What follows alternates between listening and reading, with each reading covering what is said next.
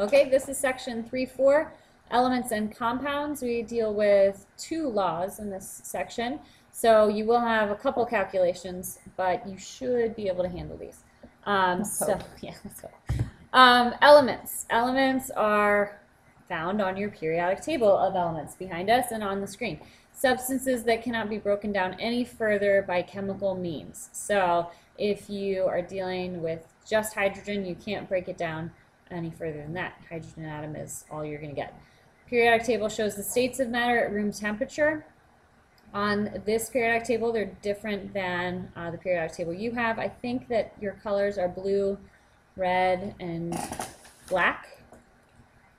Yes? Yes. So your blue ones are going to be your liquids, red ones are going to be gases, and black ones are going to be solids. The ones that have outlines, those are artificially made or synthetic. I'm a good fan of. Yes, you are. So groups and families are vertical, and elements in groups or families, they have similar chemical properties. And rows or periods, they are horizontal. Compounds. This is when two or more elements combine chemically in a fixed ratio.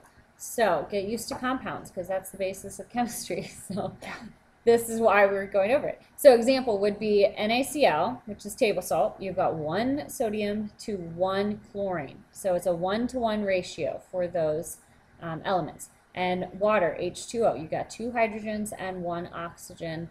It's a 2-to-1 ratio. Okay. Most of the time, you need external energy like heat or electricity to separate a compound into elements, into its individual elements. So if we were going to try to take water into hydrogen gas and oxygen gas, that's not just going to happen by boiling the water. You have to add a lot of energy, or in this case, you have to use electrolysis, which is using positive and negative charges to pull the hydrogens away from the oxygens and vice versa. So we have one of these here, an electrolysis, and I think we'll probably demonstrate it in class. Yeah. But you should end up getting 2 hydrogens for every 1 oxygen, so you should get more hydrogen gas than oxygen gas in the end. Which you can see in this chart. It's really great how the hydrogen at the top, it actually takes up more open space. That's actually your Yes. gas that's in that open space. So it's almost a lot more than just the oxygen. So it's showing you the ratio there really well. And the hydrogen gas is kind of fun because it makes that loud popping noise.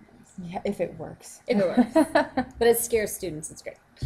One of your first laws is law of definite proportions. It's a compound always contains the same elements in the same proportion by mass. So the mass of a compound equals the sum of the masses of the elements that make it up. So if you've got 2 hydrogens, you look up the mass of the 2 hydrogens. If it's got 1 oxygen, you look up the mass of the oxygen. You add those together, and that will be the mass of your compound. Okay, so percent mass is something that you need to be familiar with. It is a pretty simple, I think, calculation. Ratio of the mass of each element to the total mass of the compound. So your percent mass, here's your equation, mass of the element divided by mass of the compound times 100. It's a percent, just like you find percentage of a test. You take how many you got right divided by the total. Here it's how much of the element divided by the total of the compound. A piece divided by the whole. A piece divided by the whole. I don't know how many times I've repeated that in class. It's a piece divided by the whole. Then multiply by 100. Or if you've gotten really good at them, just move your decimal 2 spots. Yes, and it's percent mass, so you want your answer to have a percentage. Yes. And probably name the element Oh, afterwards. please do. Here's an example. Percent by mass, we're calculating, we have 2 substances, A and B. So we don't know what the substance is, but they do contain carbon and oxygen. So the first one has 10 gram sample, and it contains 2.73 grams of carbon. The second substance, substance B, has a 2.00 grams, and it has 0.545 grams of carbon. So we want to figure out, are they the same compound? How are we going to figure that out? All right, so what I would do, and what Mrs. Kelly would do as well, we would actually compare and see how much of the carbon is within both of those substances. So the first one, substance A, we would take the 2.73 grams, because that's the piece, grams of carbon, so it's just a C, divided by the 10 grams of the sample, which is the total. 10 grams of sample. And I'll say A. A. And it's made up, if we wanted to, we could put CX or Yeah. OX. That would leave us a little subscript area to figure out Right. what they are. But we don't really need to do that right now.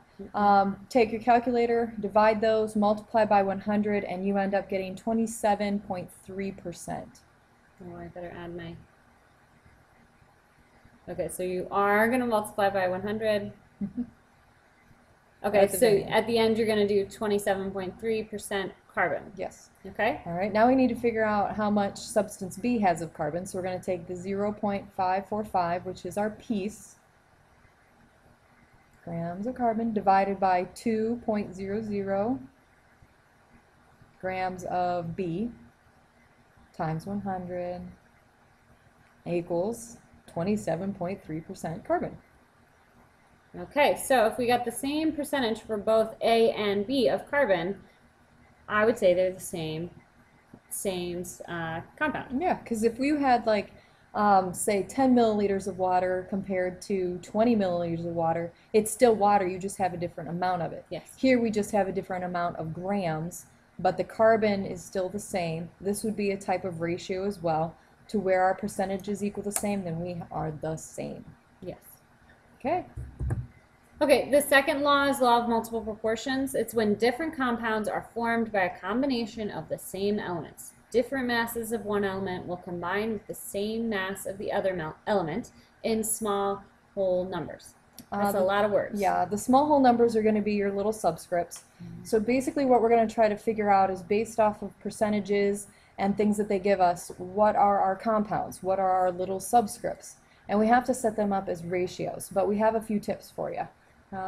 First tip is that if you're given a percentage, consider it out of 100 grams. So if you had 12% oxygen, that would be 12 grams of oxygen. This first tip is huge. You will be using this in probably about 6 or 7 different chapters throughout the year. Yeah. So make sure you realize that a percentage assumes that it's out of 100 grams, and you could just drop the percent and exchange that with a gram, and you'd be good. Yes. Then you need to determine your ratios for each compound, which means you're going to divide whatever they want you to find over the other element that's given to you. So you're always going to have whatever they want over what you want to find.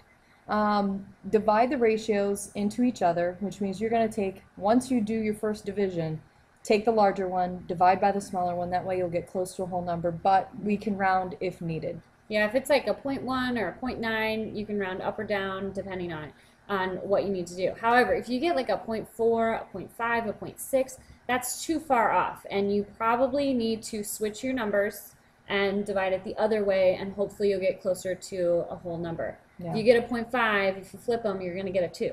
Right. Okay, so Ding, ding, keep those in ding. mind. So let's practice one of them. Why don't you talk so I can All right. concentrate on writing? Your water contains 11.1% hydrogen and 88.9% oxygen, and hydrogen peroxide. So we're going to compare water and hydrogen peroxide to show you these examples. Mrs. Kelly, can you say what? Yeah, water is going to be Water. H2O. Hydrogen peroxide Where's my thing? Okay, there. is, yep, H2O2. So here what we have is we've got different compounds. We have one where the ratio is a 2 to 1, 2 hydrogens to 1 oxygen. The hydrogen peroxide is a 2 to 2. Yes. 2 hydrogens to 2 oxygens. Well, how would we know that based off of the percentages if we did not know what those were? So what we're going to do is we're going to compare our oxygens to our hydrogen, which means the oxygen is going to go on the top. So we're going to make this 88.9% into a gram. So we're going to just drop that percentage. And that's grams of oxygen. Remember, because it's out of 100. Yep. And then divided by our 11.1 grams of hydrogen. So that's going to be our first ratio, and we're going to find out that that is 8.01 grams of oxygen. Okay. All right, so now let's compare our hydrogen peroxide, just to see how much of a difference it is. So we're still going to keep our oxygen on the top so that we compare apples to apples. We're going to take our 94.1 grams now, since we can drop it, of oxygen divided by 5.88% dropped to a gram hydrogen. Are you freezing? I don't know. Okay, we're back. I think we got our technicalities fixed. Let's go. All right, so 94.1 divided by 5.88 yeah, gram. grams of hydrogen. Yes. And what do we get? We're going to get 16.0 grams of oxygen. Now that we've got apples to apples, we can now compare our water to our hydrogen peroxide or hydrogen peroxide to our water. Let's just go with the 16 divided by 8. Yeah, remember in our tips, we told you to go with the larger number. Okay, divided by 8.01. And what do we get there? 2! Woo! Actually, oh yeah, no, this one we get 2. Yeah, this one we get 2. So now what we've got is we've got 2 oxygens here. That one, the second one down at the bottom, This had one. 2 more oxygens than the first one did. So that's how we get our H2O2. Yes, so this one, because we've got 2 more oxygens, H2O2, and up here we're going to have H2O. Just To to see how this is 2 to 1. Yay! And Okay? that's it. We're going to get a lot more practice on those. Yes. That's it for chapter 3. Again, rewind, ask questions as much as possible. We hope you enjoyed your first full chapter of many, many more to come.